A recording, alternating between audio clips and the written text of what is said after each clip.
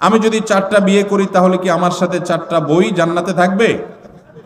ভাইরা আমার, এই প্রশ্ন যে করছে একটাও তার কপালে এখন জুটছে কিনা আমার সন্দেহ আছে। এরকম বেশি বেশি ইটিস পিটিস করার লোকগুলোর আলামত বেশি ভালো হয় না, সাধারণত ব্যতিক্রমও আছে। তো যাই হোক ভাই, আপনি নিজের জান্নাতের চিন্তা চাইতে 4 বউয়ের জান্নাত নিয়ে চিন্তায় আছেন। মানুষ কত রকমেরই থাকে মাশাআল্লাহ। তো এটা নির্ভর করবে আমলের উপর ভাই। আপনার বউ 1 জন না 2 জন 3 জন না 4 জন, এটা ইস্যু না। ইস্যু হলো যে সবাইকে জান্নাতি বানাতে পারলেন কিনা, আপনি নিজে জান্নাতি হতে পারলেন কিনা। যদি সবাই জান্নাতি আমল করেন তাহলে সবাই জান্নাতে যাবেন। আল্লাহ না করুক যদি 2 জন জান্নাতি আমল করেন তাহলে 2 জন জান্নাতে যাবেন।